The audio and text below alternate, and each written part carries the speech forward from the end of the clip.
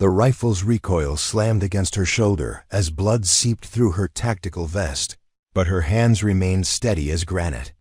Through the scope, she could see 15 hostages huddled in the warehouse below, their lives hanging on this single moment. The crimson stain spreading across her abdomen reminded her that she had maybe minutes before shock would claim her. But right now, in this instant, she was exactly where she needed to be. The crosshairs found their target, and Maya Rodriguez exhaled slowly, her father's voice echoing in her mind from years of training. 1 shot, 15 lives. No second chances. Preparing and narrating this type of story took us long efforts and hard work. So if you are enjoying this story, please consider subscribing to our channel. But let me tell you how we got here. Because 3 hours ago, nobody at the Riverside Community Center even knew Maya's last name.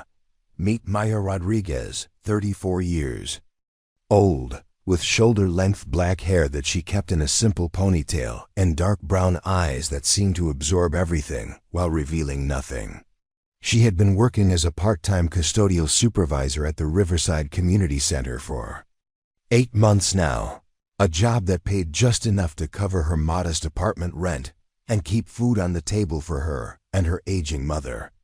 Maya arrived every morning at 6:30 sharp, unlocked the facility, and spent her days maintaining the basketball courts, cleaning the meeting rooms, and ensuring the youth programs had everything they needed. The community center served the east side of Riverside, a working-class neighborhood where most families struggled to make ends meet. The building itself was a converted warehouse from the 1960s, with high ceilings, concrete floors, and the kind of institutional lighting that made everything look slightly harsh. During the day, it buzzed with activity, senior citizens attending exercise classes, teenagers playing pickup basketball, mothers dropping off children for after-school programs, and various community groups holding meetings in the smaller conference rooms. Maya moved through this environment like background music, always present, but rarely noticed. She wore simple work clothes, dark jeans and navy polo shirts with the community center logo, and comfortable sneakers that made no sound as she walked the halls. Her supervisor, a well-meaning but overwhelmed woman named Patricia Chen, appreciated Maya's reliability but had little time for personal conversations. The other staff members, mostly part-time college students working in the youth programs, were polite enough but clearly saw her as just another middle-aged woman working a maintenance job. The regular visitors to the center had their own assumptions about Maya. To them, she was the quiet lady who mopped the floors and emptied the trash cans, someone whose background and story seemed as unremarkable as her daily duties. They would nod politely when they passed her in the hallways, occasionally offer a quick good morning or thank you when she held a door open, but rarely engaged in any meaningful conversation.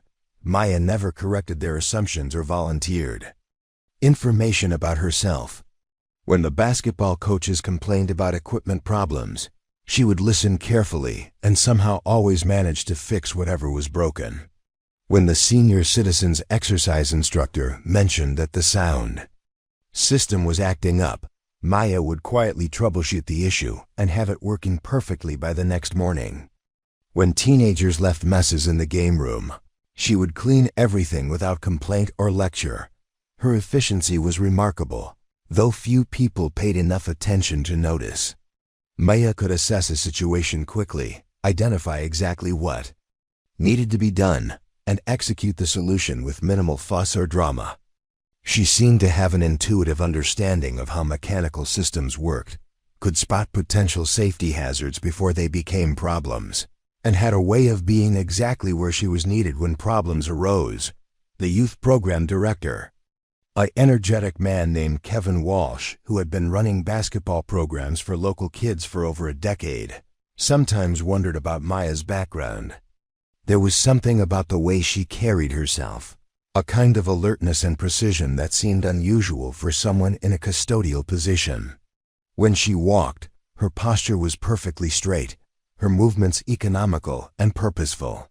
When she spoke, which wasn't often, Her voice had a calm authority that made people listen despite themselves.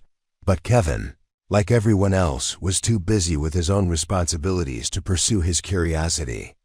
The community center operated on a tight budget with a small staff, and everyone was focused on keeping programs running and serving the neighborhood's needs. Maya's personal story remained her own business, and as long as she did her job well, which she consistently did, there seemed to be no reason to pry into her past. The regulars at the center developed their own theories about Maya over the months. Some of the senior citizens speculated that she was probably a single mother trying to get back on her feet after a divorce. The college students figured she was someone who had never really found her calling and ended up in maintenance work by default. The basketball players, mostly teenagers, barely registered her existence beyond someone who cleaned up after their games. Maya's interactions with visitors were always professional and brief. When parents asked her questions about facility rules or program schedules, she would provide clear, helpful answers, but never extended the conversations into personal territory. When children approached her with questions or problems, she would address their immediate needs efficiently and kindly, but always maintained the invisible boundary between her role as staff member and their lives as community members.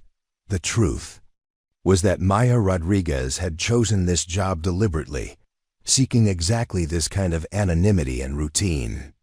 After years of high-stakes situations where split-second decisions carried life-and-death consequences, there was something deeply appealing about work that was predictable, straightforward, and relatively peaceful. She could arrive in the morning, complete her tasks, interact with people in simple, uncomplicated ways, and go home each evening without carrying the weight of other people's survival on her shoulders. Her small apartment reflected the same desire for simplicity. The furniture was basic but comfortable, the decorations minimal, the overall atmosphere calm and uncluttered. She lived alone except for occasional visits from her mother, who worried that Maya wasn't living up to her potential but respected her daughter's need for privacy about certain chapters of her life. Maya had developed routines that helped her maintain this peaceful existence. She shopped for groceries at the same store every week, bought the same basic foods, and prepared simple meals that required minimal preparation.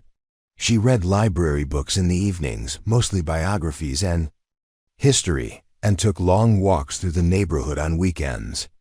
She had no social media presence, no dating life, and no close friendships, which suited her perfectly. The only indication that Maya's background might be more complex than it appeared was a small detail that almost nobody ever noticed. On her keychain, alongside the community center keys and her apartment key, hung a small metal tag that looked like it might be military issued. The metal was worn smooth from years of handling, and any writing that might have once been visible had long since faded away. Maya would sometimes touch this tag unconsciously when she was thinking, but if anyone had ever asked about it, they would have found that she had a talent for redirecting conversations away from personal topics. This morning had started exactly like any other morning. Maya had arrived at 6:30, unlocked the building, turned on the lights, and begun her routine walkthrough to ensure everything was secure and ready for the day's activities. The basketball team had practice at 4:30, the senior citizens' water aerobics class was scheduled for 10, and there were 3 different community meetings booked in the conference rooms throughout the afternoon. By 7:15, when the first staff members began arriving, Maya had already completed her initial security check, tested all the emergency exits, and started the coffee machine in the staff break room. As far as anyone knew, it was going to be another perfectly ordinary day at the Riverside Community Center. Nobody suspected that by 10:30 that morning, Maya Rodriguez would be bleeding from a gunshot wound while calculating windage and elevation. For the most important shot of her life, the first sign of trouble came during the Tuesday staff meeting, when Patricia Chun announced that the community center had been selected to host a special event for local law enforcement outreach. Detective Lieutenant Frank Morrison would be bringing a team to run a demonstration about neighborhood safety, and they needed the main gymnasium cleared and set up with presentation equipment. "Maya," Patricia said without looking up from her. "Notes. I'll need you to move all the basketball equipment to the storage room and set up 50 chairs in rows. The detective wants the space to look professional, so make sure everything is spotless. Can you handle that?" Before Maya could respond, Kevin Walsh chimed in with a slight smirk. "Better double-check her work, Patricia. Remember what happened when she tried to fix the scoreboard last month? We had to call in a real technician anyway." The incident Kevin referenced had been a minor miscommunication where Maya had correctly identified a wiring issue with the electronic scoreboard. But when she explained the problem to Patricia, her technical language had been dismissed as someone trying to sound smarter than they were. Patricia had insisted on calling an outside contractor, who charged the center $300 to implement exactly the fix Maya had suggested. "I can handle the setup," Maya replied quietly, her expression unchanged despite the unnecessary jab. Sarah Martinez, the newest hire who ran the after-school tutoring program, looked up from her phone long enough to add, "Just remember, Maya, this is important. We can't have anything going wrong with actual police officers here. Maybe write down the instructions so you don't forget anything." The condescension in Sarah's voice was barely concealed. At 23 years old, with a fresh college degree in social work, Sarah had made it clear from her first day that she considered herself management material, who was temporarily working at the community center while looking for better opportunities. She treated Maya with the kind of polite dismissal usually reserved for elderly relatives who couldn't quite keep up with modern technology. Maya nodded and made a note in her small notebook, the same notebook she used to track maintenance schedules and supply inventories. She had learned months ago that visible note-taking prevented people from repeating instructions multiple times, as if she couldn't be trusted to remember basic tasks. Dr. Jennifer Barnes, who volunteered to run the senior citizens' health seminars twice a month, happened to be in the break room during this conversation. As a retired physician, Dr. Barnes was accustomed to being the most educated person in most rooms, and she had a habit of explaining things to Maya as if she were speaking to a child. "Maya, dear," Dr. Barnes interjected in her carefully modulated voice, "when you're setting up for the police demonstration, you'll want to make sure the chairs are arranged so everyone has a clear sight line to the front. That means no obstacles between the audience and the speaker. Do you understand what I mean by sight lines?" The question hung in the air with obvious implication that Maya might not grasp such a complex concept as people needing to see the person speaking. Maya had arranged seating for dozens of events over the past 8 months, always with perfect sight lines and optimal acoustics. But Dr. Barnes seemed to forget this track record every time she offered advice. "I understand," Maya replied simply. The dismissive attitudes weren't limited to the staff. Regular visitors to the community center had developed their own patterns of interaction with Maya that reinforced her invisible status. Mrs. Eleanor Thompson, who attended the senior exercise classes religiously and considered herself an unofficial spokesperson for the older community members, had a particularly grating way of talking about Maya as if she weren't present during the water aerobics class.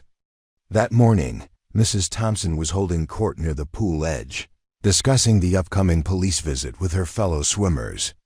"I do hope they've assigned someone competent to handle the setup," she said loud enough for Maya to hear while she cleaned the pool area.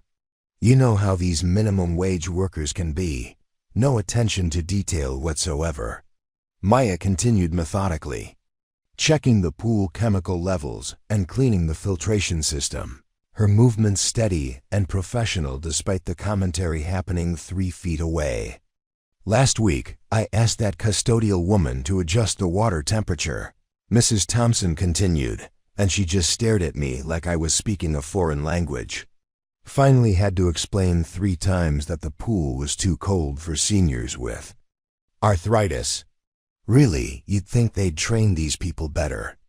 What Mrs. Thompson had conveniently forgotten was that Maya had listened to her complaint, explained that the pool temperature was already set to the exact specifications recommended for senior citizens' therapeutic activities, and then spent her own break time researching whether the temperature could be safely adjusted higher.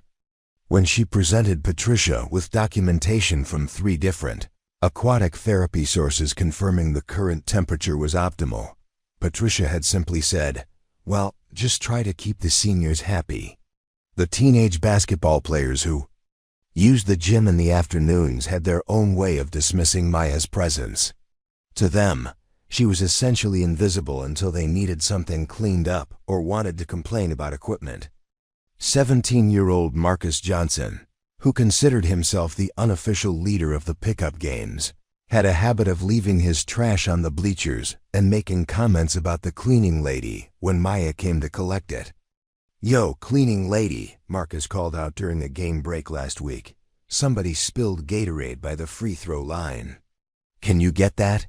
He didn't wait for Maya's response before turning back to his friends, adding, "My mom says people like her probably never finished high school. That's why they end up mopping floors, you know." Maya had quietly cleaned up the spill, along with the candy wrappers and water bottles the players had left scattered around the gym. She never responded to their comments or corrected their assumptions about her education or background. The local business owners who rented the conference rooms for meetings treated Maya with polite indifference, acknowledging her existence only when they needed something adjusted about their setup. Robert Kim, who ran a local insurance agency and held monthly seminars in Conference Room B, had a particularly annoying habit of speaking to Maya very slowly and loudly, as if she might have trouble understanding English. "Maya," he would say, enunciating each syllable, "we need the temperature cooler in here. Can you turn down the air conditioning?" When Maya would respond in perfectly clear English that she would adjust the thermostat, Robert would nod approvingly and tell his seminar attendees, "You have to be very specific with instructions for some people." Even the delivery drivers who brought supplies to the community center had picked up on the general attitude toward Maya. Jim Patterson, who delivered office supplies twice a month, would hand Maya the delivery receipts while chatting with Kevin or Patricia about sports or local news, completely excluding her from conversations, even though she was standing right there handling the paperwork. "Man, did you see that game last night?" Jim would ask Kevin while Maya signed for boxes of copy paper and cleaning supplies. That quarterback looked like he'd never thrown a football before in his life. The 2 men would laugh and discuss statistics while Maya efficiently checked inventory and noted any discrepancies, treating her like a piece of office equipment rather than a person who might have opinions about sports or anything else. The most frustrating part wasn't the individual incidents of dismissal or condescension. Maya had dealt with much worse treatment in other environments, and she had developed a thick skin over the years. What wore on her was the constant assumption that she was somehow less intelligent, less capable, or less worthy of basic respect than everyone around her. People would explain simple concepts to her repeatedly, question her ability to handle routine tasks, and discuss her limitations in front of her as if she couldn't hear them. They made assumptions about her education, her background, and her potential based solely on her job title and her quiet demeanor. Maya had learned to navigate this environment by maintaining absolute professionalism regardless of how she was treated. She completed every task flawlessly, anticipated problems before they occurred, and never responded to provocation with anything other than calm competence. She had discovered that excellence in her work was the most effective response to condescension, even if people rarely acknowledge that excellence. But sometimes, late at night when she was locking up the building, Maya would stand in the empty gymnasium and remember a time when people listened when she spoke, when her expertise was valued, when her judgment could mean the difference between mission success and catastrophic failure. Those memories felt like they belonged to someone else entirely, someone who had existed in a different life that seemed increasingly distant from her current reality. This morning, as Maya prepared for another day of invisible competence in the face of casual dismissal, she had no idea that by lunchtime, every assumption people had made about her would be permanently shattered. The first incident that should have raised questions happened on a rainy Thursday morning in October, when Maya arrived to find the building's security system flashing red warning lights and beeping intermittently. Patricia was standing in the lobby with two other staff members, looking frustrated as she held the phone with the security company on hold. "The alarm keeps going off every few minutes," Patricia explained to the technician on the phone. "No, we haven't had any break-ins." "Yes, all the doors are locked." "I don't know what you mean by zone isolation. Can you just send someone out here?" Maya quietly approached the main security panel, studying the LED display pattern and listening to the specific rhythm of the beeping. After 30 seconds of observation, she walked to Patricia's office and returned with a small toolbox she kept for minor electrical repairs. "Patricia," Maya said softly, "the system is detecting moisture infiltration in sensor zone 7. That's the north wall near the storage room where we had the roof leak last month.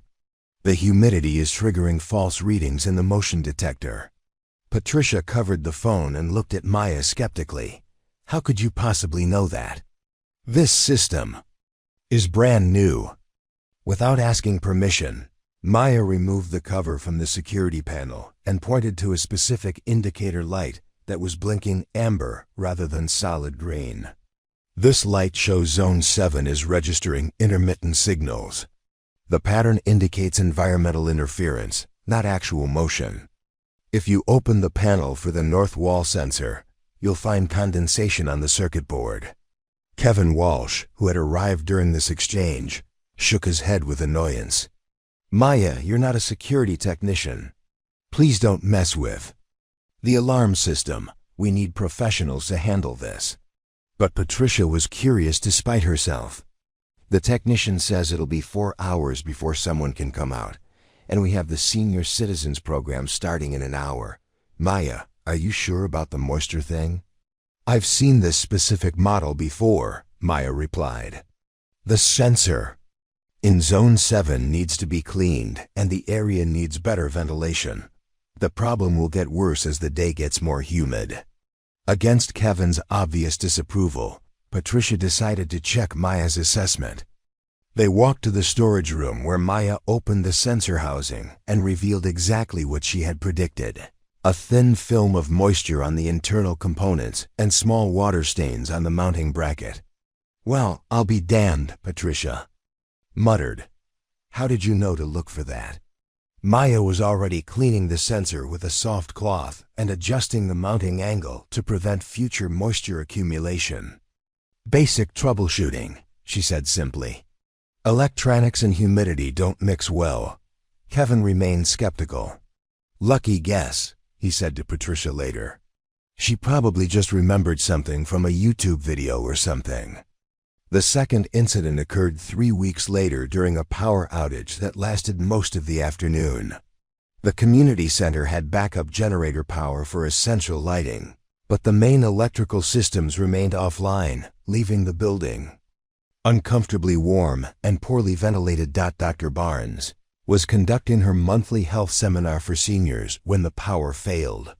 With 40 elderly participants in the main conference room and no air conditioning, the situation quickly became concerning. Several seniors began showing signs of heat-related distress, and Dr. Barnes was growing worried about keeping them safe until power was restored. Maya appeared in the doorway during Dr. Barnes' announcement that the seminar might need to be canceled. Without being asked, she surveyed the room quickly, taking in the number of people, their ages, the room temperature, and the available ventilation options. "Dr. Barnes," Maya said quietly, "I can improve the air circulation in here significantly. Give me 10 minutes. Before anyone could respond, Maya disappeared and returned with a maintenance cart loaded with equipment that most people hadn't realized the community center owned. She had gathered every portable fan from storage, along with extension cords, power strips connected to the backup generator, and several bags of ice from the kitchen freezer. Working with remarkable efficiency, Maya positioned the fans to create cross-ventilation that drew cooler air from the hallway while pushing warm air out through the high windows. She placed bowls of ice strategically around the room to cool the incoming airflow and adjusted the window blinds to block direct sunlight while maximizing air movement. Within 15 minutes, the room temperature had dropped noticeably, and the seniors were visibly more comfortable. Dr. Barnes was able to continue her seminar, and several participants commented on how much better they felt. "That was quite impressive," Dr. Barnes told Maya afterward. "Where did you learn about air circulation patterns like that?" Maya was already packing up her equipment. "Common sense," she replied. "Hot air rises, cool air sinks.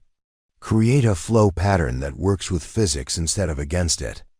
Mrs. Thompson, who had been one of the seniors most affected by the heat, overheard this exchange.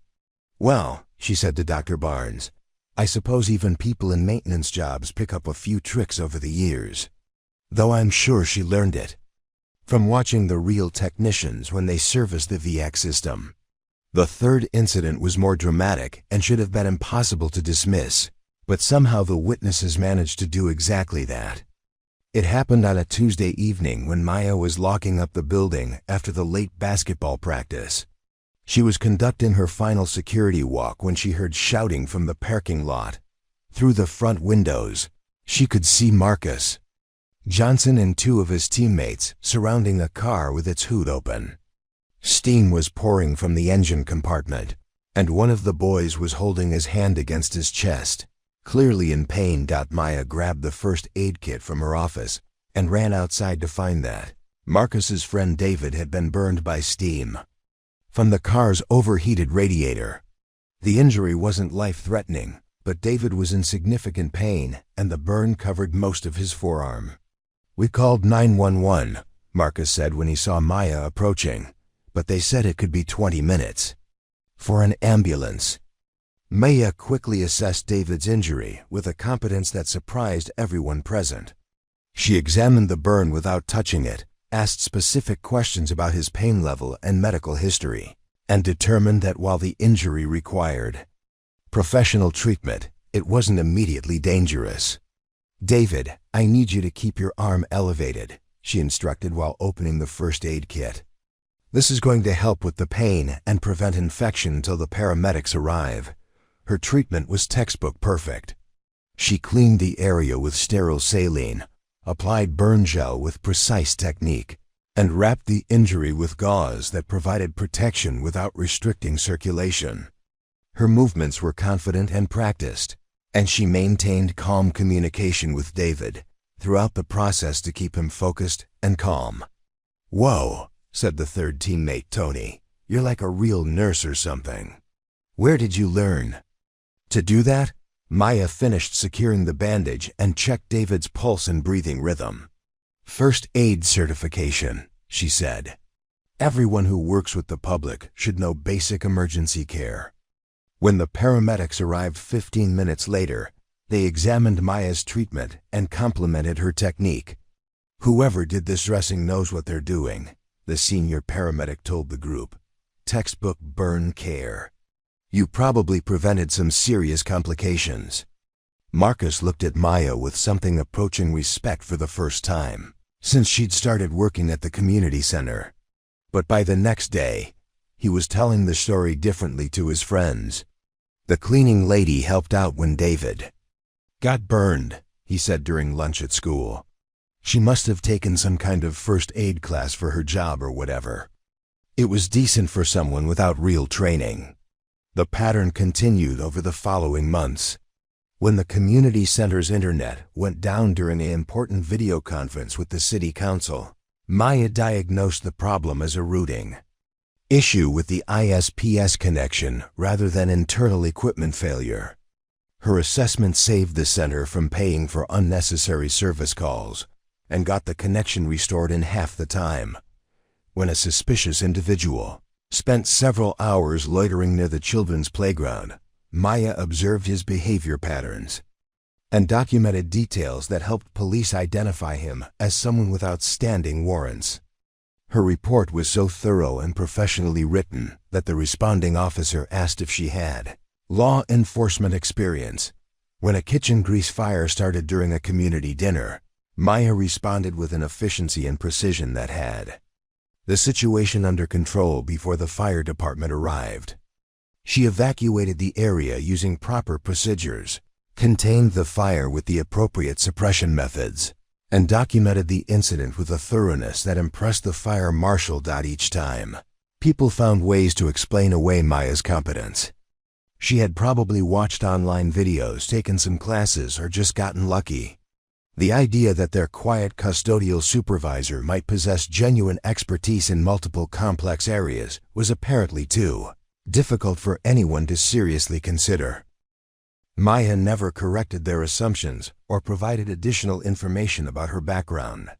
She would demonstrate whatever skills the situation required, handle the problem efficiently, and return to her routine duties without seeking recognition or explanation. But for those who paid attention to details, the signs were impossible to ignore. Maya's movements were too precise, her knowledge too specific, and her calm under pressure too consistent to be explained by basic job training or internet tutorials. Unfortunately, paying attention to details wasn't something most people at the Riverside Community Center had much time for. Everyone was focused on their own responsibilities and challenges, leaving Maya's unusual competence as just another small mystery in their busy lives that was about to change in a very dramatic way. The photograph sat in a simple black frame on Maya's nightstand, one of only 3 personal items visible in her sparse bedroom. It showed a man in military dress uniform, his posture ramrod straight, with piercing green eyes that seemed to look directly through the camera. The nameplate above his left breast pocket, Rodriguez, in crisp block letters, and the array of ribbons and medals on his chest told the story of a career that most soldiers could only dream of achieving. Colonel Miguel Ghost Rodriguez had been a legend in the Army Special Forces community long before his daughter Maya was old enough to understand what that meant.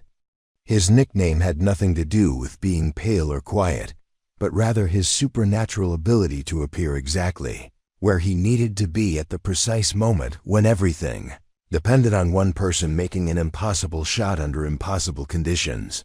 Miguel Rodriguez held the record for the longest confirmed sniper kill in U.S. military history, a shot made during a classified operation in Afghanistan at a distance of 2,847 meters. But that single achievement, remarkable as it was, represented only a fraction of his contributions to special operations.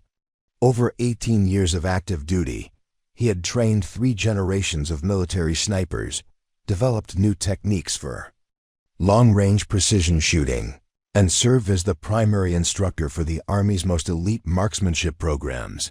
Maya had grown up on military bases around the world, from Fort Bragg in North Carolina to forward operating bases in Iraq and Afghanistan, where her father was deployed for months at a time.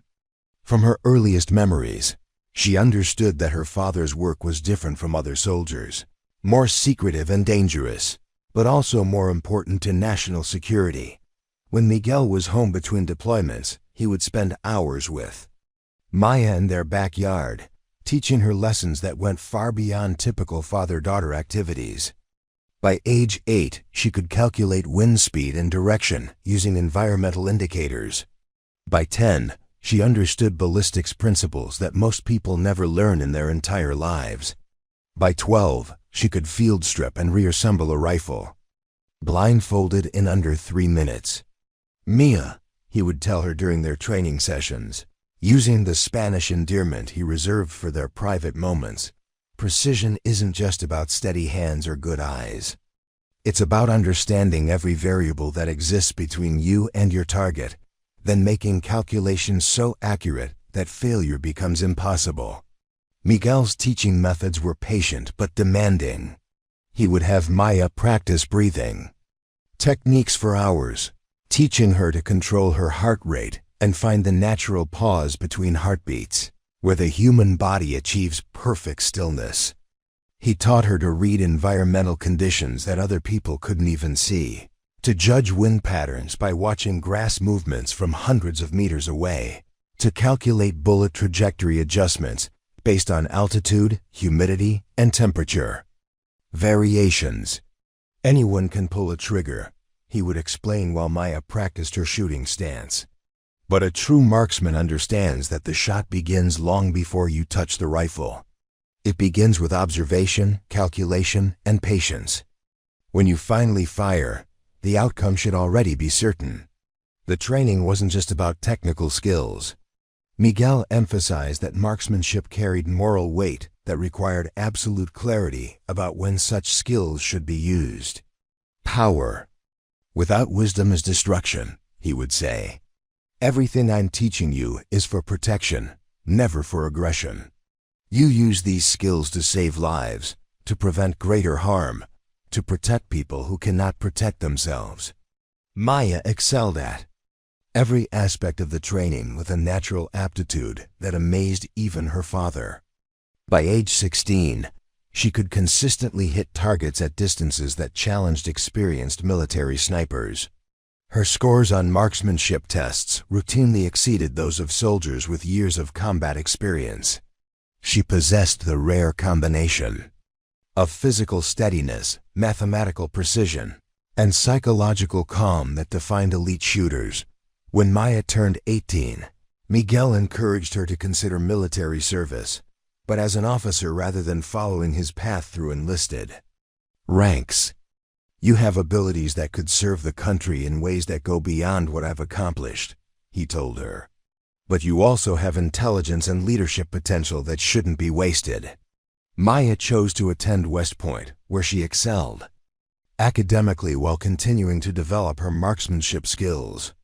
She majored in civil engineering with a focus on structural analysis, earning academic honors while also setting records on the academy's shooting teams.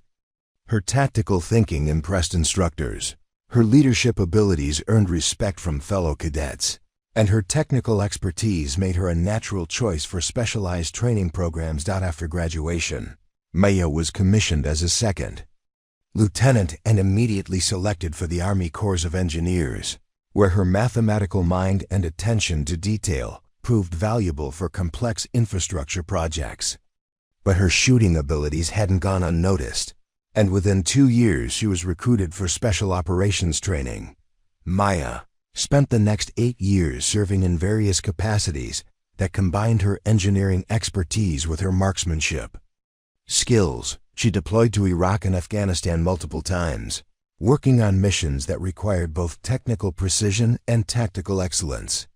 She became known for her ability to provide overwatch protection for engineering teams working in dangerous areas, using her shooting skills to neutralize threats, while her engineering knowledge helped identify structural vulnerabilities and improve defensive positions. Her service record was exemplary. She earned commendations for valor, received multiple promotions ahead of schedule, and was frequently requested by name for the most challenging assignments. Fellow soldiers respected her competence and trusted her judgment completely. Superior officers saw her as someone destined for high-level leadership roles. Everything changed during her final deployment to Afghanistan in late 2019. Maya was providing sniper support for a convoy escort mission when her team received intelligence about an imminent attack on a school in a nearby village. Insurgents had planted explosives in the building and were planning to detonate them during class hours when over 100 children would be present. Maya and her team were closest to the location and had the best chance of preventing the attack. But reaching the school required crossing territory controlled by hostile forces. The mission was unauthorized by higher command, who wanted to wait for additional support that wouldn't arrive for several hours. Maya made the decision to proceed anyway, knowing that waiting meant watching innocent children die. The mission succeeded. Maya's team prevented the attack and saved every child in that school. But during the operation, she was forced to engage multiple targets in a populated area, making split-second decisions about who posed threats and who were innocent civilians. Caught in dangerous circumstances, although every shot Maya fired was justified and prevented greater casualties, the psychological weight of those decisions proved overwhelming. She had spent years training to use deadly force to protect others, but the reality of taking human lives, even when absolutely necessary, affected her more profoundly than she had anticipated. Miguel had prepared her for the technical aspects of combat shooting, but couldn't have prepared her for the emotional aftermath of using those skills in the chaos of urban warfare. Maya found herself questioning not just that mission, but every decision she had made throughout her military career. The final factor that led to her leaving the military was her father's death, 6 months later from cancer that had gone undiagnosed. During his years of deployments, Miguel Rodriguez died at Walter Reed Medical Center, surrounded by family and fellow soldiers who came to pay respects to a man they considered irreplaceable. At his funeral, Maya was approached by dozens of military personnel who knew her father's reputation and were aware of her own service record. Many encouraged her to continue his legacy, to accept promotions and training opportunities that would have led to the highest levels of military leadership. Instead, Maya submitted her resignation and left active duty at the end of 2020. She wanted distance from the world, where life and death decisions were measured in milliseconds and mistakes had irreversible consequences. She wanted simplicity, anonymity, and the chance to help people in ways that didn't involve weapons or violence. Her mother understood the decision, though she worried that Maya was walking away from extraordinary opportunities. "Your father would support whatever choice makes you happy," she told Maya. "But he would also want you to remember that your skills exist for a purpose. Someday, when people need protection, you might be the only person who can provide it." Maya kept her father's photograph on her nightstand as a reminder of the lessons he had taught her, but also as a promise that she would only return to that world if absolutely necessary. Today was about to become that day of absolute necessity. The morning of Detective Lieutenant Morrison's demonstration started with Maya arriving 2 hours early to set up the gymnasium exactly as requested. She had arranged 50 chairs in perfect rows with optimal sight lines, positioned the presentation equipment for maximum visibility, and tested every microphone and speaker to ensure crystal clear audio throughout the space. Patricia arrived at 8:30 and walked through the setup with her usual critical eye, looking for any detail that might reflect poorly on the community center's professionalism. After 15 minutes of inspection, she could find nothing to criticize, which seemed to disappoint her slightly.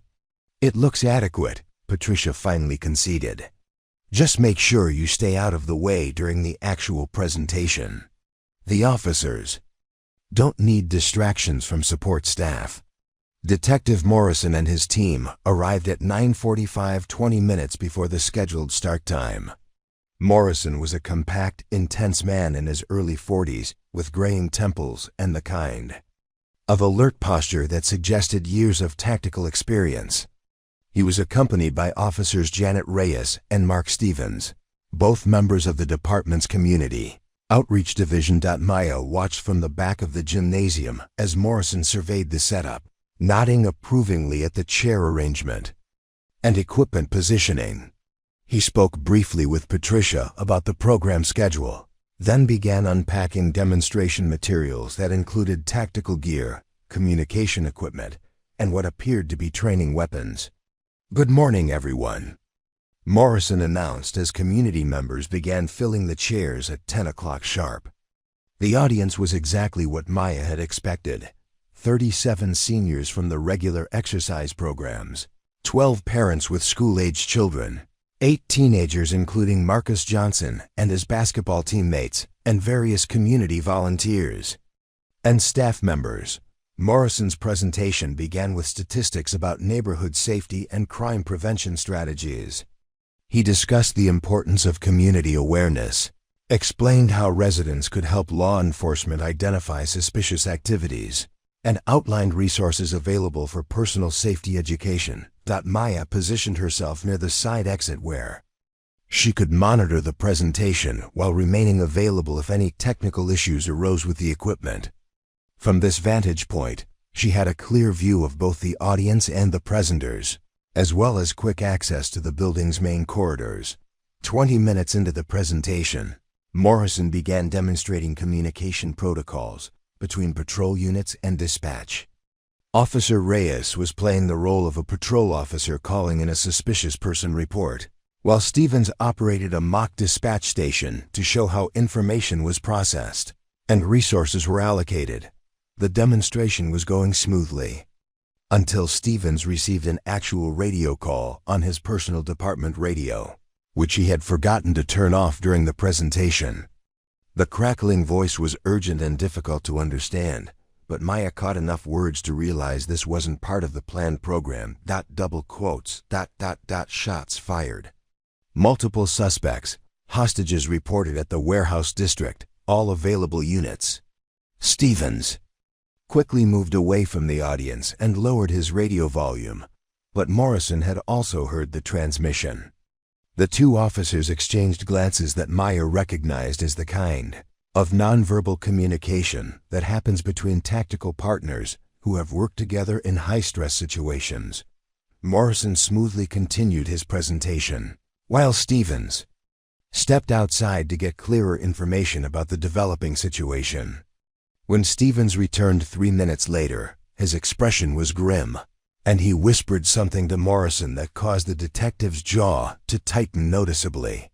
"Ladies and gentlemen," Morrison announced, his professional demeanor unchanged despite whatever information he had just received. "We're going to modify our demonstration slightly to show you how law enforcement responds to developing situations. Officer Stevens will be coordinating with our dispatch center while Officer Reyes and I continue with our planned program." Maya realized that Morrison was attempting to maintain the community presentation while simultaneously managing some kind of actual emergency response. It was a professional decision that showed concern for public relations, but Maya could see the tension in all three officers as they tried to balance conflicting priorities. Stevens positioned himself at the back of the gymnasium with his radio and cell phone, speaking in low, urgent tones with headquarters while Morrison continued discussing community safety partnerships. Officer Reyes took over the technical aspects of the presentation, but Maya noticed that her attention kept drifting toward Stevens and whatever information he was receiving. The situation became more complex when Stevens approached Morrison during what was supposed to be a question and answer period with the audience. Maya couldn't hear their conversation, but she could read their body language clearly enough to understand that whatever was happening required immediate attention from law enforcement personnel. Dr. Barnes was asking a detailed question about emergency medical response protocols when Morrison's radio suddenly crackled with a transmission that was loud enough for everyone in the gymnasium to hear clearly. Warehouse fire spreading. Suspect still inside with hostages. Needs sniper support immediately. Requesting all qualified marksmen to respond. The gymnasium fell silent as community members processed what they had just heard. Morrison quickly lowered his radio volume, but the damage was done. Everyone now understood that there was a real emergency happening somewhere in the city, and the police officers who were supposed to be conducting their safety demonstration were needed. EOSEWHERE. Mrs. Thompson spoke first, her voice carrying the authority she assumed in most community situations. "Detective Morrison, it sounds like you have more important places to be than here talking to us about neighborhood watch programs." Morrison was clearly torn between his commitment to the community presentation and his responsibility to respond to the emergency. Maya could see him calculating response times, assessing resource needs, and trying to determine whether the three officers present could make a meaningful difference in whatever situation was developing. "The department has protocols for emergency response," Morrison replied diplomatically. "We have sufficient personnel handling the current situation. Our community outreach programs remain a priority for maintaining long-term public safety." "But—" Stevens was shaking his head as he listened to his radio, and Maya could see that the situation was escalating beyond what Morrison wanted to acknowledge publicly. Stevens approached Morrison again, this time speaking with obvious urgency. "Sir," Stevens said, loud enough that people in the front rows could hear, "they're saying the suspects have military-grade weapons and elevated positions. The SWAT team. Sniper is responding to a different incident across town. They're asking for any qualified personnel who can provide long-range precision support." Maya felt something cold settle in her stomach as she processed the implications of what she was hearing. Somewhere in the city, people were in immediate danger from armed suspects who had tactical advantages. Law enforcement needed specialized capabilities that apparently weren't immediately available through normal channels. Morrison made his decision. "Ladies and gentlemen, I apologize, but we're going to need to conclude today's presentation earlier than scheduled. There's a situation that requires our immediate attention, and public safety has to be our first priority." The audience began gathering their belongings and asking questions about whether they should be concerned for their own safety. Morrison assured them that the incident was contained to an industrial area several miles away and posed no threat. To the community center or surrounding neighborhoods, Maya remained at her position near the side exit, but her mind was racing through tactical calculations that she hadn't allowed herself to think about in over 3 years. Distance and elevation factors, wind conditions, equipment requirements, response time considerations. All the elements that her father had drilled into her during countless training sessions. As the 3 officers hurried toward the main exit, Maya overheard Stevens providing Morrison with additional details about the situation. The suspects were holding 15 hostages in a warehouse building, had already exchanged gunfire with responding patrol units, and were positioned on an upper floor with clear fields of fire covering all ground-level approaches. "The warehouse district," Maya whispered to herself, recognizing the location from her daily walks through the city. She knew the area's layout, the sight lines between buildings, and the tactical challenges that any response team would face in that environment. Patricia was directing community members toward alternative exits to avoid crowding while Maya helped elderly participants navigate around the presentation equipment that was being hastily packed away. But Maya's attention was focused on the radio. Chatter she could still hear from Stevens as he coordinated with dispatch. Every piece of information confirmed what Maya already understood. Law enforcement was facing a tactical nightmare that required specialized skills, and they didn't have immediate access to the resources needed to resolve the situation safely. Maya looked at the photograph of her father that she always carried in her wallet, then made a decision that would change everything about her carefully constructed quiet life. Maya approached Detective Morrison as he was loading equipment into his patrol vehicle outside the community center. The decision felt surreal after 3 years of deliberately avoiding any situation that might require her specialized skills. But the radio chatter she had overheard left no room for hesitation. "Detective Morrison," she called out, her voice carrying an authority that made all 3 officers turn toward her immediately. "I need to speak with you about the warehouse situation." Morrison paused in his packing, his expression shifting from polite community relations mode to something more alert and assessing. "Ma'am, I appreciate your concern, but this is a law enforcement matter. The community center staff should focus on getting everyone safely away from the area. You need a precision marksman with experience in urban tactical environments," Maya continued, ignoring his dismissive tone. "Someone who can make accurate shots at extended range under time pressure with civilian safety as the primary concern. Your SWAT sniper is unavailable, and you don't have time to wait for backup from other jurisdictions." Stevens looked up from his radio, his eyebrows raised at Maya's specific knowledge of their tactical situation. "Ma'am, I don't know how much you overheard, but police operations require specialized training that civilians don't possess. We have protocols for handling these situations." Maya reached into her back pocket and pulled out a small leather wallet that she had carried every day for the past 3 years, but had never opened in front of anyone at the community center. Inside was a military identification card that was expired but still clearly readable, along with several other documents that told a story very different from the one people had assumed about the quiet custodial supervisor. "Captain Maya Rodriguez, U.S. Army Corps of Engineers, Special Operations Certified," she said, handing Morrison her military ID. 8 years active duty, multiple deployments in Iraq and Afghanistan. Qualified expert marksman, designated marksman school graduate, advanced urban warfare training, and counter-sniper operations experience. Morrison studied the identification carefully, his expression changing as he processed the implications.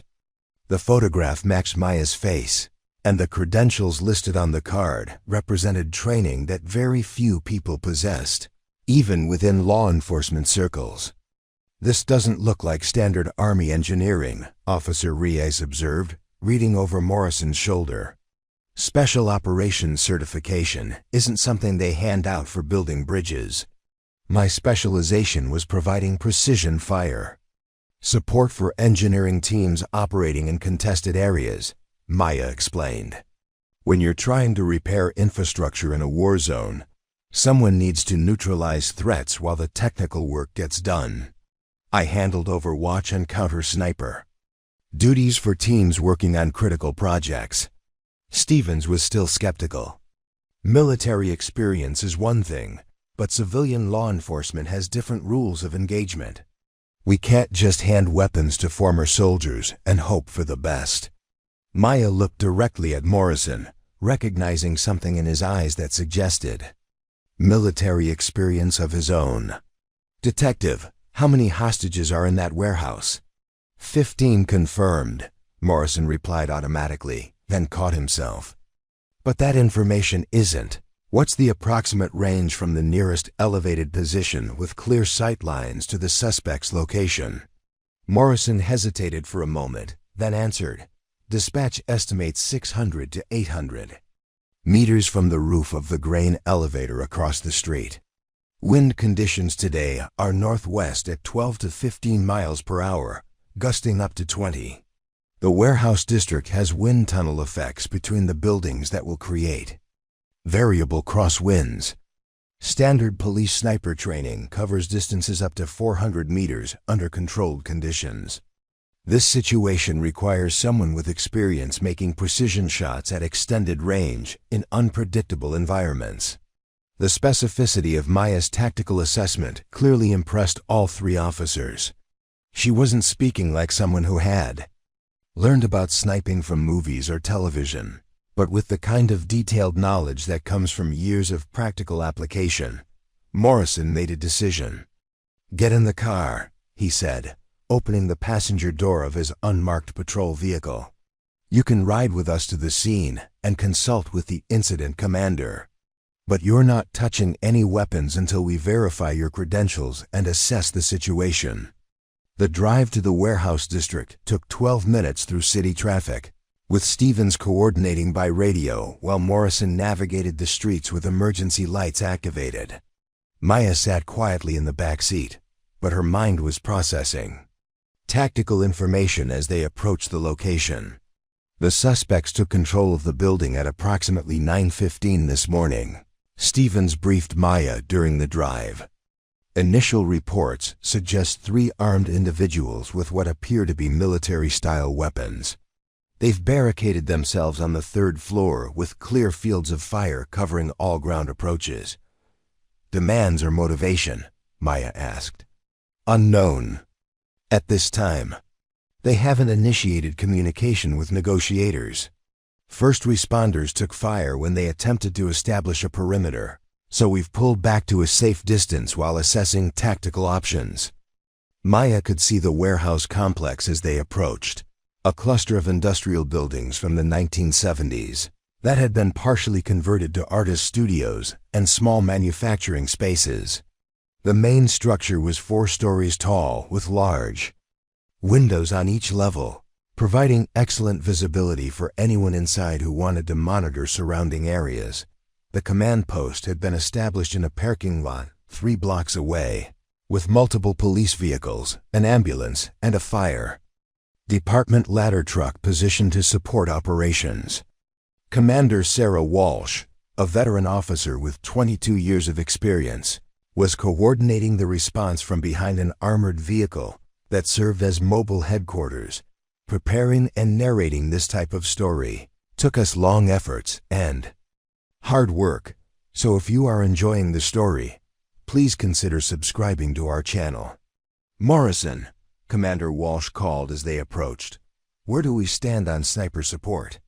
The state police marksman is still 40 minutes out, and these suspects aren't showing any interest in negotiation. Commander, this is Maya Rodriguez, Morrison replied, gesturing toward Maya. Former Army Special Operations with relevant experience. She's offering to assess our tactical options. Commander Walsh looked Maya up and down, taking in her simple work clothes and unassuming appearance. Ms. Rodriguez, I appreciate civilian assistance, but active law enforcement situations require specific training and certification. We can't, Maya interrupted by pointing toward the warehouse building. 3rd floor, northwest corner window. That's where they've positioned their primary overwatch. The angle gives them coverage of the main street approach and the parking area behind the building. They probably have a second position on the opposite corner to eliminate blind spots. How could you possibly know that? Walsh asked. Because that's where I would position myself if I were defending that building, Maya replied. The 3rd floor provides maximum sight lines while remaining difficult to assault. The corner positions create overlapping fields of fire that prevent ground units from establishing safe approach routes. Maya continued her tactical assessment, pointing out specific features of the building and surrounding area that confirmed her analysis. Her observations were detailed, accurate, and demonstrated a level of tactical thinking that impressed the experienced law enforcement officers listening to her. Commander, said Officer Martinez, who had been monitoring radio traffic, the suspects just fired warning shots at the fire department ladder truck. They've got clear sight lines on our equipment staging area. Maya studied the angle between the warehouse and the fire truck, making quick calculations based on her understanding of the building's layout. They're using the northwest window position. Exactly as I predicted. The elevation gives them a commanding view of this entire area. Commander Walsh was beginning to recognize that Maya's tactical assessment was proving accurate in real time. What would you recommend for neutralizing that threat? The grain elevator across the street provides the only elevated position with appropriate sight lines and sufficient distance to avoid return fire, Maya replied immediately. But the shot is approximately 750 meters with significant environmental factors. You need someone with experience making precision shots under combat conditions. And you're claiming you have that experience? Walsh asked. Maya looked directly at the commander. I'm saying I have the training and experience necessary to neutralize the threat and protect the hostages. The question is whether you're willing to let me demonstrate that capability or wait for backup that might not arrive in time to prevent casualties. Commander Walsh studied Maya for a long moment, weighing the risks of trusting an unknown civilian against the tactical realities of their current situation.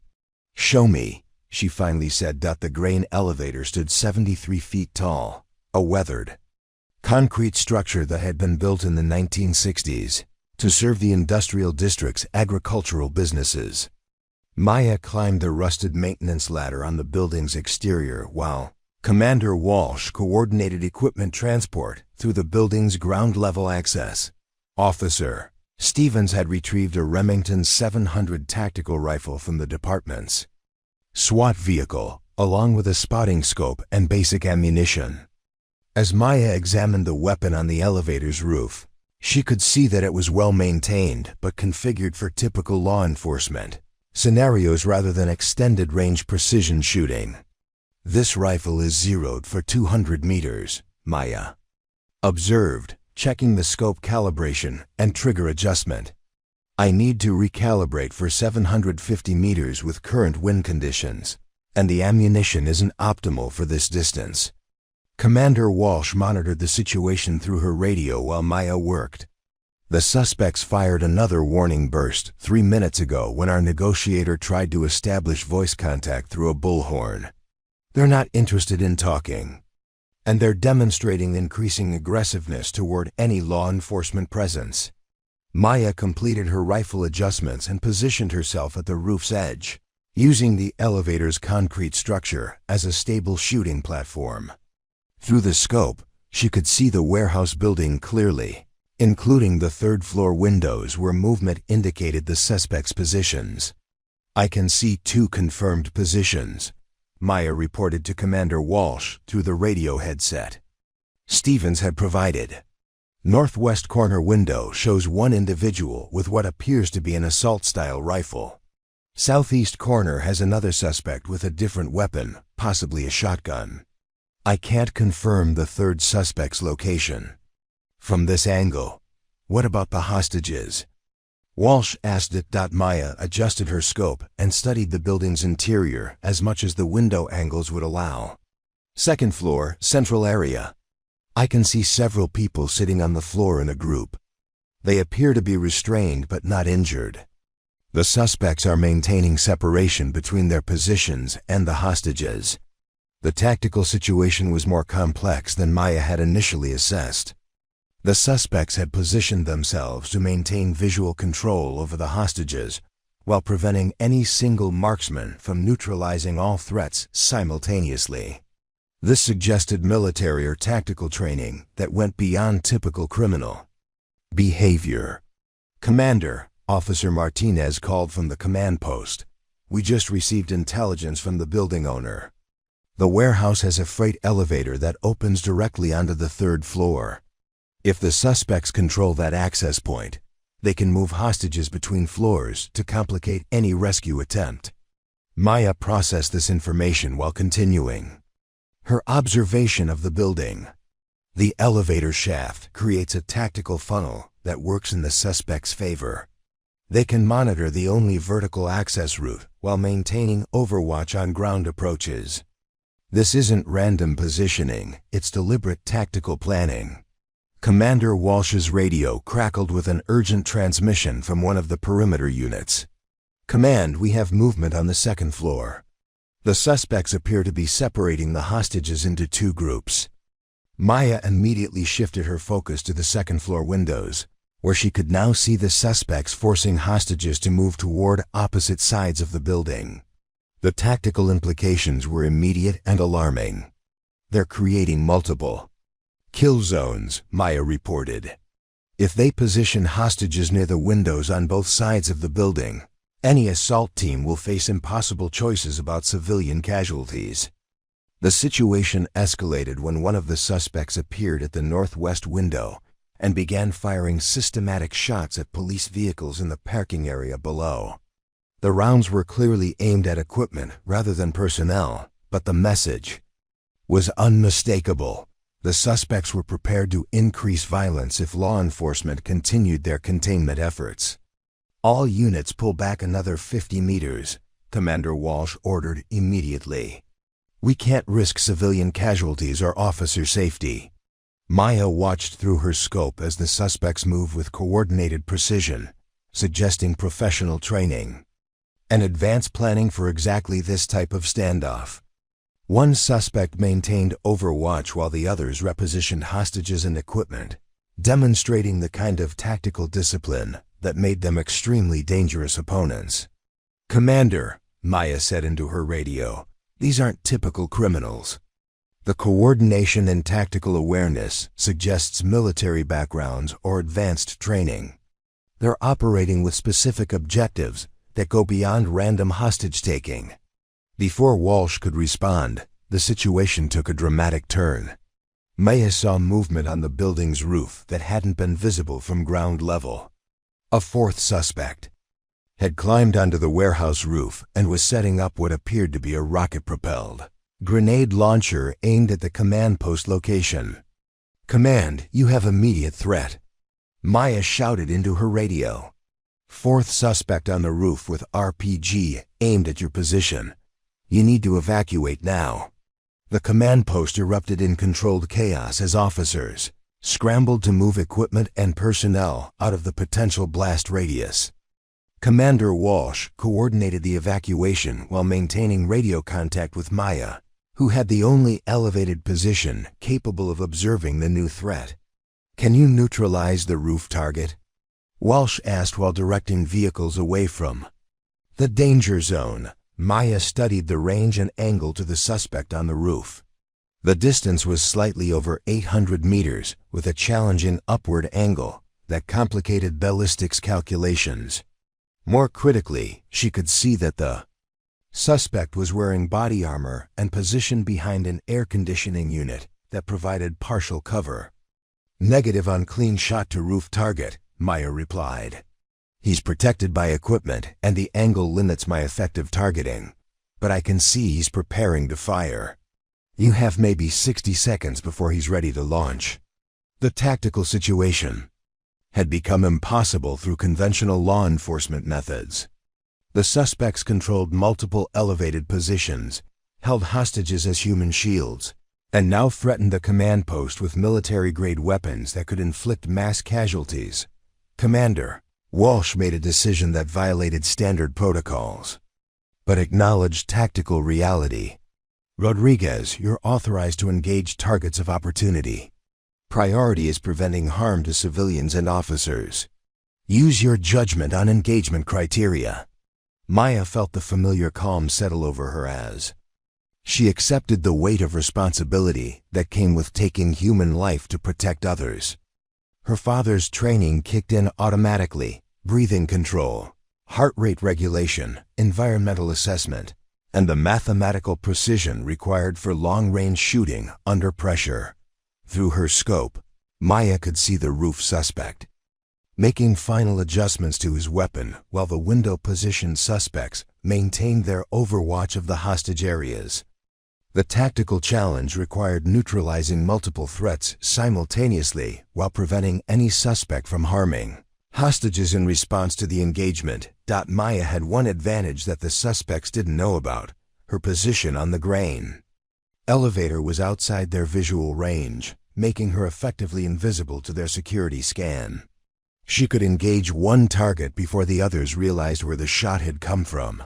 But after that, the element of surprise would be gone. The roof suspect raised his weapon and began acquiring a target lock on the command post vehicles. Maya could see officers and equipment operators who were still within the potential blast radius, unable to reach safe distances before the suspect was ready to fire. Maya aligned her crosshairs on the only target point that would guarantee immediate incapacitation, took a breath, held it at the natural pause, and squeezed the trigger. The shot struck the roof suspect's center mass, and he collapsed behind the air conditioning unit. The RPG clattered across the roof surface, no longer aimed at the command post, but potentially still dangerous if it discharged accidentally.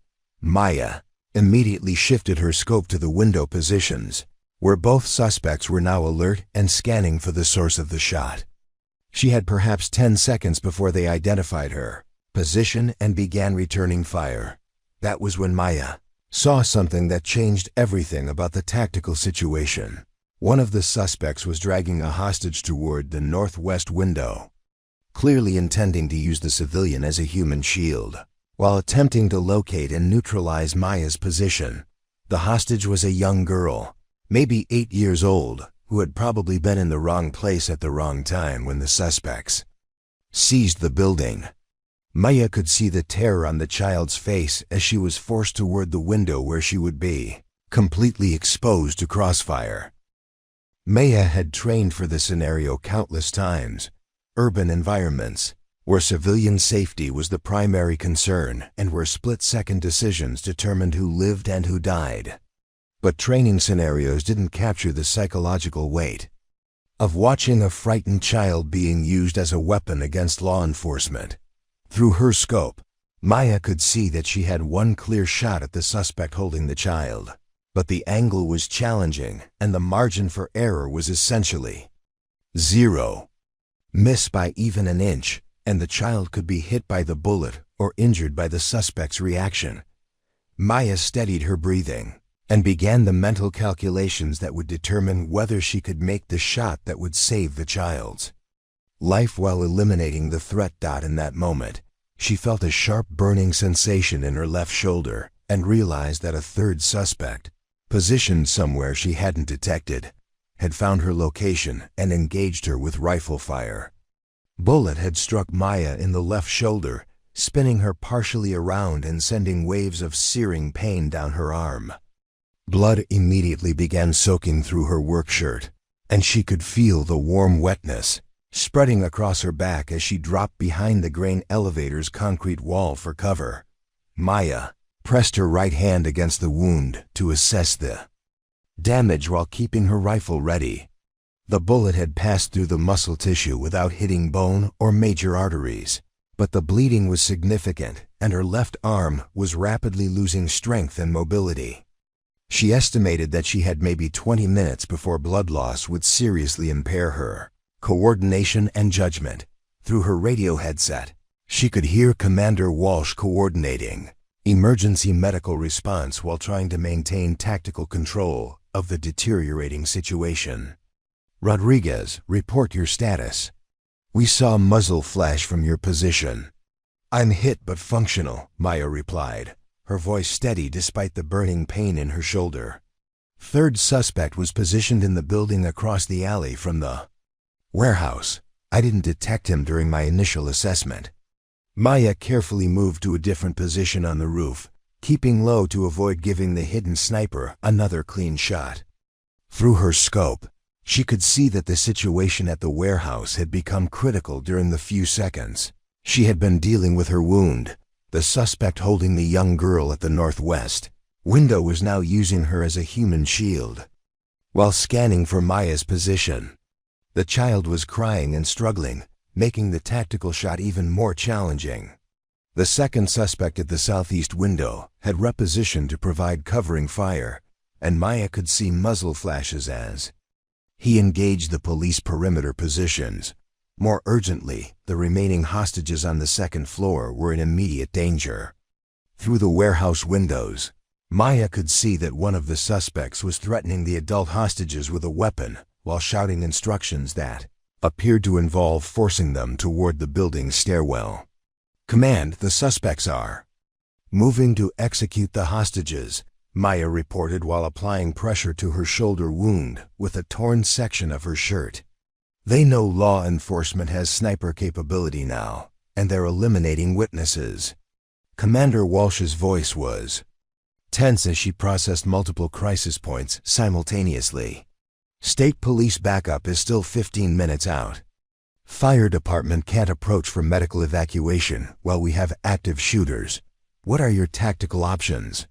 Maya studied the warehouse building through her scope, calculating distances, angles, and the probability of success for various engagement scenarios. The bleeding in her shoulder was affecting her stability, and she could feel her fine motor control beginning to deteriorate. The mathematical challenge was unlike anything she had faced during military service. She needed to neutralize the suspect holding the child without harming the civilian, eliminate the threat to the adult hostages before executions began, and account for the hidden sniper who was still positioned to engage her the moment she exposed herself for a shot. Maya's training had covered sequential target engagement, but never under these specific conditions, wounded, bleeding, with multiple civilian lives hanging on split-second precision, and facing return fire from a concealed position she couldn't directly observe. Command, Maya said into her radio. I need you to create a diversion that will draw the hidden sniper's attention for approximately 30 seconds. I can neutralize the warehouse threats, but only if I don't have to worry about return fire during the engagement." "What kind of diversion?" Walsh asked. "Anything that makes him think law enforcement is advancing from the street level. Smoke, grenades, vehicle movement, anything that forces him to focus on ground approaches instead of elevated positions." Maya heard Walsh coordinating with her tactical units while she prepared for what would likely be the most challenging shooting sequence of her life. Her left shoulder was now completely useless, forcing her to modify her shooting position to accommodate single-handed rifle operation. Through her scope, Maya watched the suspect holding the child move closer to the window, clearly intending to use the little girl as a negotiating tool or human shield during any law enforcement assault. The child's terror was visible even at this distance, and Maya could see that time was running out for any successful intervention. The adult hostages were being forced into a group near the building's central stairwell where they would be easy targets for mass execution if the suspects decided to eliminate witnesses. Maya counted 14 adults, including several elderly individuals, who appeared to be struggling with the physical demands of being moved around the building under threat. "Diversion in 30 seconds, Commander Walsh announced through the radio. "Smoke deployment from the east approach, followed by simulated vehicle advance. Window is approximately 45 seconds once it starts." Maya positioned herself for the engagement sequence, using the grain elevator's concrete structure to stabilize her rifle despite her wounded shoulder. The pain was becoming more intense, and she could feel her strength fading as blood loss continued. But her father's training had prepared her for exactly this scenario, maintaining precision under extreme physical duress. The first element of Maya's plan required neutralizing the suspect holding the child, which meant making a precision shot at over 700 meters with a target that was partially concealed and constantly moving. The margin for error was essentially zero, since missing could result in the child's death either from the bullet or from the suspect's reaction. Maya's scope settled on the suspect's head, the only target point that would guarantee immediate incapacitation without risk to the child. She could see his face clearly through the magnification. A young man in his 20s with military style, tactical gear, and the kind of alert posture that suggested professional training. The smoke grenades deployed right on schedule, creating visual cover that immediately drew attention from all the suspects. Maya could see the hidden sniper shifting position to observe this simulated ground assault, giving her the window she needed for engagement. Maya's first shot struck the suspect, holding the child precisely where she had aimed, and he dropped immediately without firing his weapon. The little girl stumbled away from the window, crying but unharmed, and Maya could see her moving toward the interior of the building where she would be safer from crossfire. Without pausing to confirm the kill, Maya shifted her aim to the southeast window where the second suspect was firing at the smokescreen below. The range was slightly closer but complicated by the suspect's movement as he tracked targets on the ground. Maya's second shot caught the suspect as he leaned forward to aim at police vehicles, and he collapsed backward into the building. Window went silent, and Maya could see that he was no longer a threat to either the hostages or law enforcement personnel. But the most critical part of the engagement was still ahead. Maya needed to locate and neutralize the suspects who were threatening the adult hostages in the building's interior, and her scope couldn't provide clear sight lines to their position near the central stairwell. Maya made a decision that went against every tactical principle she had ever learned. She left her protected position and moved to the grain elevator's edge, exposing herself to potential fire from the hidden sniper in exchange for better angles on the warehouse interior. Through the second-floor windows, Maya could now see one suspect forcing the adult hostages to kneel in execution formation, while another stood guard with an automatic weapon. The range was over 800 meters with multiple glass barriers and interior obstacles complicating the shot trajectory. Maya felt her vision beginning to blur slightly from blood loss, and she knew she had perhaps one more accurate shot. before her physical condition would compromise her marksmanship. The burning pain in her shoulder was intensifying, and she could feel warm blood flowing down her back and side. Maya aligned her crosshairs on the suspect, who was preparing to execute the hostages, took what might be her final breath of the engagement, and fired. The shot shattered the warehouse window and struck the suspect before he could complete his deadly task. The second suspect spun toward the windows in confusion, looking for the source of the shot, and Maya used the last of her strength to fire one more time. Both suspects were down, and the adult hostages were scrambling away from the stairwell toward cover deeper inside the building. Maya had neutralized all identified threats and saved all 15 hostages, but the effort had cost her the last of her reserves. Maya collapsed behind the grain elevator's wall as her vision darkened, and the sounds of law enforcement sirens seemed to come from very far away. Maya regained consciousness in the emergency room at Riverside General Hospital, where the fluorescent lights felt impossibly bright after the grain elevator's concrete shadows. The first face she saw belonged to Dr. Elena Vasquez, a trauma surgeon who was examining the bandaged wound on her left shoulder with professional satisfaction. The bullet passed cleanly through the deltoid muscle without hitting any major vessels or nerves, Dr. Vasquez explained as Maya tried to focus on her words. You'll need physical therapy to regain full range of motion, but there shouldn't be any permanent damage. You're very lucky. Maya attempted to sit up, immediately feeling dizzy from the blood loss and pain medication. The hostages, she said, her voice hoarse from dehydration. Are they safe? All 15 hostages were recovered without serious injuries, Dr. Vasquez replied. The little girl you saved specifically asked the police officers to tell you thank you. Her name is Emma Rodriguez, no relation to you despite the shared last name. Through the hospital room's window, Maya could see television news trucks gathering in the parking lot, their satellite dishes extending toward the sky like mechanical flowers seeking signal. The activity suggested that word of the incident had spread beyond routine law enforcement channels into public attention. Commander Walsh entered the room carrying a manila folder and wearing an expression that combined professional respect with obvious curiosity about Maya's background. Ms. Rodriguez, the FBI wants to debrief you about the tactical situation once you're medically cleared. The suspects had backgrounds we didn't anticipate. Maya accepted the water cup that Dr. Vasquez offered and took several sips before responding. What kind of backgrounds? 3 of the 4 were former military, discharged under circumstances that are still being investigated. The 4th was a civilian with ties to domestic extremist groups.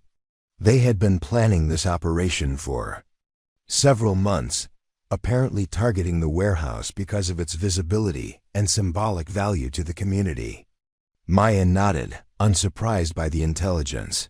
The tactical coordination was too sophisticated for amateur criminals. They knew exactly how law enforcement would respond and had prepared counters for standard SWAT procedures. Commander Walsh opened her folder and pulled out several documents. We've been researching your military service record since yesterday. Captain Rodriguez, your classified operations history is quite extensive. Multiple commendations for valor, advanced marksmanship instructor certification, and involvement in several high-profile missions that contributed to national security objectives. The hospital room door opened to admit Patricia Chun, Kevin Walsh, and Dr. Barnes, all of whom looked uncomfortable and uncertain about how to interact with Maya, given what they had learned about her background. Patricia was carrying flowers and a card signed by community center staff, while Dr. Barnes held a basket of fruit that seemed almost comically inadequate given the circumstances. Maya, Patricia said hesitantly, we had no idea about your military service. We feel terrible about how we've treated you, especially given what you've accomplished. Maya studied their faces, recognizing the mixture of embarrassment and newfound respect that came with the realization that they had completely misjudged someone they thought they understood. "You treated me exactly as I wanted to be treated," Maya replied. "I wasn't hiding my background for malicious reasons. I chose anonymity because it allowed me to help people without the complications that come with recognition." Kevin shifted uncomfortably near the window, clearly struggling with his memory of how dismissively he had spoken about Maya's capabilities. "The police told us you saved 15 lives yesterday, including a child who could have been killed if you hadn't acted. We owe you an apology for not recognizing your value." Dr. Barnes stepped forward with her characteristic desire to explain situations, whether her expertise was relevant or not. "Maya dear, we simply assumed that someone working in custodial services wouldn't have such extensive professional qualifications. It's natural for people to make judgments based on occupational categories." Maya found Dr. Barnes' attempt at intellectual analysis somewhat amusing, given that it revealed exactly the kind of prejudicial thinking that had allowed Maya to remain invisible for 8 months. "Dr. Barnes, people's worth isn't determined by their job titles or educational credentials. Value comes from how someone treats others and what they contribute when it matters most." Commander Walsh cleared her throat and pulled additional documents from her folder. "Captain Rodriguez, I've received calls from several federal agencies and military units interested in recruiting you back to active service. The Defense Department has specifically mentioned positions that would utilize your specialized skills, while allowing you to remain in civilian status." Maya looked through the hospital window at the news trucks and reporters, who were clearly waiting for an opportunity to interview the person who had made national headlines for stopping a terrorist attack with precision shooting while wounded. The attention felt like pressure building behind her eyes, exactly the kind of recognition she had hoped to avoid by leaving military service. A knock on the door interrupted the conversation as Detective Morrison entered, followed by a man in an expensive suit who was clearly not law enforcement. Morrison looked pleased to see Maya awake and coherent, while the suited man studied her with the calculating expression of someone assessing valuable assets. "Captain Rodriguez," Morrison said, "this is Deputy Director Michael Chun from the FBI's hostage rescue team. He flew in from Quantico specifically to discuss opportunities with you." Deputy Director Chun stepped forward and offered Maya a business card embossed with federal agency logos. "Captain Rodriguez, your performance yesterday demonstrated exactly the kind of capabilities we need for critical incident response. The Bureau is prepared to offer you a position as a special consultant with significant compensation and benefits." Maya accepted the card but didn't look at it, instead focusing on the faces around her hospital room. Patricia, Kevin, and Dr. Barnes were watching this exchange with expressions that suggested they were witnessing Maya being recruited into a world they couldn't comprehend. Commander Walsh and Detective Morrison looked proud to have been involved in discovering Maya's abilities. Deputy Director Chun waited for her response with the confidence of someone accustomed to making offers that weren't refused. "I appreciate the recognition," Maya said finally, "but I'm not interested in returning to that kind of work. Yesterday was an exception, a situation where civilian lives were in immediate danger, and I had the specific skills needed to prevent tragedy." Deputy Director Chun looked genuinely surprised. "Captain Rodriguez, with your qualifications, you could be earning 6 figures while serving your country in critical situations. The work would be challenging and meaningful, far more significant than maintenance duties." Maya felt a familiar irritation at the assumption that her current work was somehow less valuable than high-profile federal service. "Director Chun, my work at the community center serves people who need help every day. I provide safe, clean spaces for children to learn, seniors to exercise, and families to connect with their neighbors. That work is meaningful precisely because it doesn't make headlines." Patricia looked confused by Maya's response. "But Maya, Surely this is an opportunity to use your talents for something more important than cleaning and maintenance. Maya turned toward Patricia with a slight smile. Patricia, yesterday I used the same skills that I apply every day at the community center. Attention to detail, understanding how systems work, anticipating problems before they become crises, and protecting people who depend on me to do my job correctly. Commander Walsh nodded slowly as she began to understand Maya's perspective. You're saying that the precision and care you applied to tactical shooting is the same mindset you bring to maintaining the community center. Exactly, Maya replied. Excellence isn't about the complexity or visibility of the task. It's about bringing your full capabilities to whatever situation requires them, whether that's stopping armed terrorists or ensuring that children have a safe place to play basketball. Deputy Director Chun made one final attempt. Captain Rodriguez, we could arrange for you to work part-time, maintaining your community connections, while contributing to national security when your specialized skills are needed. Maya looked at her father's watch, which someone had placed on the hospital nightstand, along with her other personal belongings. Director Chun, I made a promise to myself when I left active duty that I would only return to that world if absolutely necessary to save lives. Yesterday qualified as absolute necessity, but I don't want to spend my life waiting for the next crisis. Maya turned back to Patricia, Kevin, and Dr. Barnes, who were still processing the conversation they had witnessed. I hope you'll hold my position at the community center. I'll need a few weeks for physical therapy, but I'd like to return to work as soon as I'm cleared. The room fell silent as everyone absorbed Maya's decision to decline opportunities that most people would consider career-defining in favor of returning to a job that many of them had previously viewed as beneath her capabilities.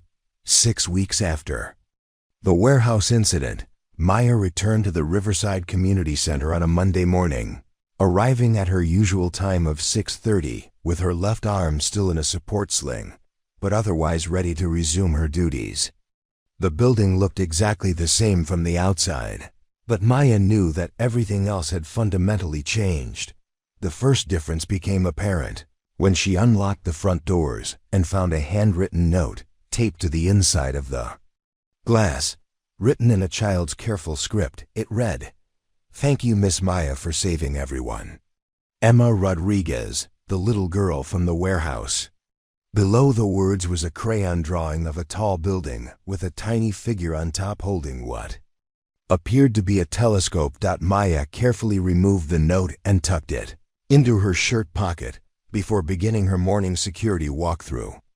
As she moved through the corridors, she noticed subtle changes that reflected how the community center staff had been thinking about security and safety in her absence. New mirrors had been installed at corridor intersections to eliminate blind spots. The emergency exit signs had been upgraded with battery backup lighting. Someone had reorganized the first aid stations to be more accessible from multiple locations. Patricia arrived at 8 o'clock and found Maya in main office, reviewing maintenance schedules and supply inventories with the same methodical attention to detail she had always applied to her work. But Patricia's approach was completely different from their previous interactions. "Maya," Patricia said, sitting down across from her desk rather than standing over her with instructions, "I wanted to discuss some changes we're considering for your position. The board of directors has been talking about expanding your responsibilities to include security consultation and emergency response coordination." Maya looked up from her paperwork, recognizing the tone of someone who was trying to offer recognition without fully understanding what kind of recognition would be meaningful. "Patricia, I appreciate the consideration, but I'd prefer to keep my current duties. Custodial supervision allows me to know every detail of this building and everyone who uses it. That knowledge is what enables me to help people effectively." Before Patricia could respond, Kevin Walsh knocked on the office door and entered with an expression that was markedly different from his previous dismissive attitude. "Maya, welcome back. I wanted to apologize again for how I treated you before." We understood your background. I've been thinking about it a lot, and I realize I made assumptions that were unfair and unprofessional. Maya appreciated Kevin's sincerity, but she was more interested in understanding how his perspective had changed. Kevin, what assumptions did you make, and what would you do differently now? Kevin considered the question carefully before answering.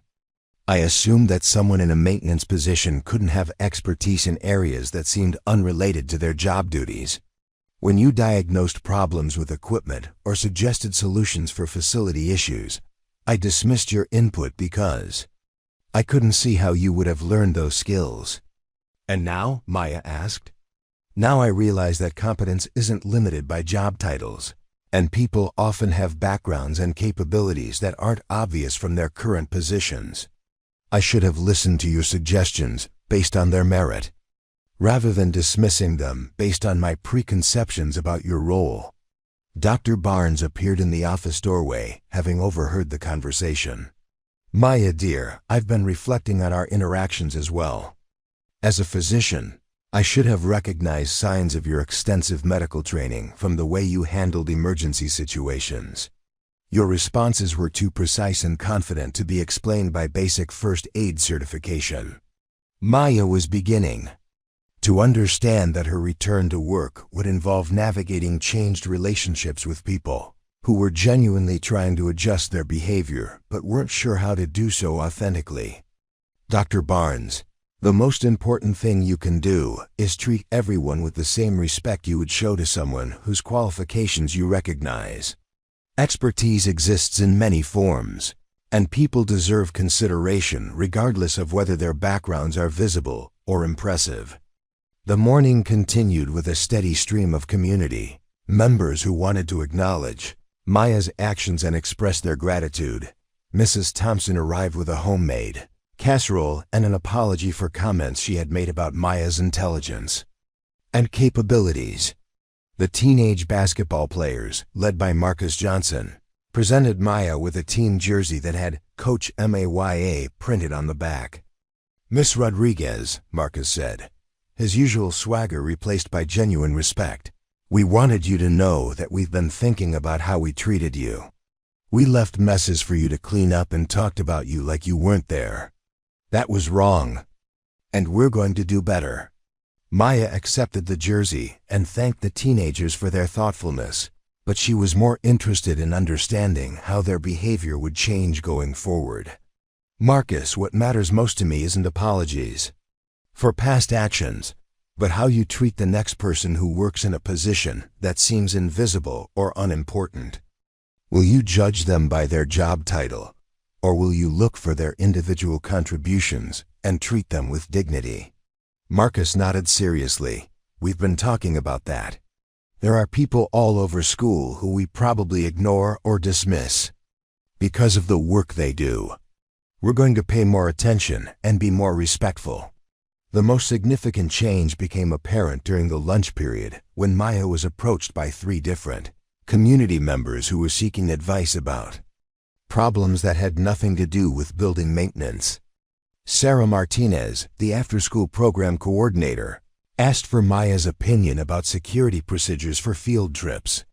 Robert Kim, the insurance agent who rented conference space, wanted to discuss emergency evacuation plans for his seminars. Even the delivery driver, Jim Patterson, stopped to ask Maya's advice about vehicle maintenance issues he was experiencing. Maya realized that people were now attributing to her a general competence that extended far beyond her demonstrated expertise. While this was preferable to being dismissed and ignored, it created different challenges about managing expectations and maintaining appropriate boundaries. The afternoon brought a visit from Emma Rodriguez, the 8-year-old girl Maya had saved during the warehouse incident. Emma was accompanied by her mother, who wanted to thank Maya personally and had brought photographs from Emma's recovery period at the hospital. Miss Maya, Emma said, approaching with the directness that children often display, I drew pictures of you while I was scared. Mama says you were very far away, but you could still protect me. How did you do that? Maya knelt down to Emma's eye level, considering how to explain precision shooting and tactical decision-making to a child who had experienced trauma. Emma, I learned special skills from my father when I was growing up. Those skills helped me keep you safe when you needed protection. But the most important thing is that you were brave and strong during a scary situation. Emma's mother stepped forward with tears in her eyes. Ms. Rodriguez, Emma has nightmares sometimes, but she always says that she feels safer knowing that people like you are watching out for others. You gave her a sense that adults can be trusted to protect children when bad things happen. Maya spent several minutes talking with Emma about her recovery and her feelings about the incident, applying the same careful attention and patience that she brought to all her interactions. When they left, Emma hugged Maya and whispered, "Thank you for saving me and everyone else." The final conversation of Maya's first day back occurred with Commander Walsh, who stopped by during the evening hours when Maya was completing her closing duties. "Captain Rodriguez, I wanted to update you on the investigation results. The suspects had been planning similar attacks on community gathering places throughout the region. Your intervention prevented not just that specific incident, but likely several future attacks." Maya locked the front doors and set the security system while processing this information. "Commander, I'm glad we prevented additional tragedies, but I don't want to be defined by that one day. I hope people remember that protecting others happens through daily choices and consistent care, not just dramatic interventions." Commander Walsh studied Maya's face in the dim security lighting of the lobby. "Captain, what you demonstrated wasn't just tactical skill. It was judgment about when to use that skill and courage to accept the consequences. Those qualities serve people, whether you're stopping armed terrorists or ensuring that children have safe places to learn and play." As Maya walked to her car in the empty parking lot, she reflected on how the community center had become a different place, not because the building had changed, but because relationships had shifted. People who had previously seen her as invisible now sought her guidance and respected her contributions. The challenge would be maintaining the humble service that had drawn her to this work, while navigating the recognition that came with revealed expertise. Maya looked up at the stars that were visible despite the city lights, remembering her father's lessons about precision, patience, and using skills to protect others rather than seeking personal recognition. She had kept her promise to return to this quiet work, but now she understood that quiet service could coexist with acknowledged competence.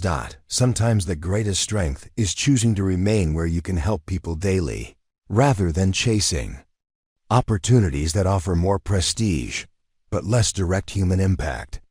Maya Rodriguez had learned that protecting others happens not just through dramatic interventions, but through consistent excellence in whatever role allows you to serve your community most effectively. The next morning, she would arrive at 6:30. As always, ready to ensure that the Riverside Community Center remained a safe, clean, welcoming place where people could gather, learn, and connect with their neighbors. But now she would do so with the community's full recognition that some of the most valuable people in our lives are those whose contributions we might not notice until we desperately need their unique combination of skills, wisdom, and willingness to act when others cannot. 3 months later, Maya received a package with no return address. Inside was a military challenge coin from the 75th Ranger Regiment with a note that read, "From the hostages you saved. We learned your father trained half our unit. He would be proud. Semper Fi, Sergeant Williams, Ret." That evening Maya sat in her small apartment holding the coin and her father's photograph. For the first time since his death, she smiled thinking about his legacy. Not because of the medals or records, but because his lessons about quiet service had guided her to save 15 lives while bleeding out on a rooftop. The next morning at the community center, Emma Rodriguez ran up to Maya with a school project about heroes. "Miss Maya, I wrote about you, but I said the most important thing isn't that you're a good shooter. It's that you're a good person who was there when we needed you." Maya realized that Emma had understood something that took Maya years to learn. True heroism isn't about having extraordinary skills. It's about using whatever abilities you possess to protect others when it matters most. Right now, someone in your life is being underestimated. Someone whose quiet competence goes unnoticed, whose contributions seem invisible, whose true value is hidden behind assumptions about their role or background. Maybe it's the security guard who knows everyone's name, the teacher who stays late to help struggling students, the coworker who solves problems without seeking credit, the neighbor who checks on elderly residents. Tell me in the comments. Share their story. Let them know they're seen and valued. And if you've ever been that underestimated person yourself, if you've felt invisible while giving your best to others, know this: your quiet strength matters. Your daily contributions build the foundation that holds communities together. Subscribe if this story reminded you that heroes walk among us every day, often wearing uniforms we don't recognize as heroic. Hit the notification bell because everyone deserves recognition for the ways they protect and serve others.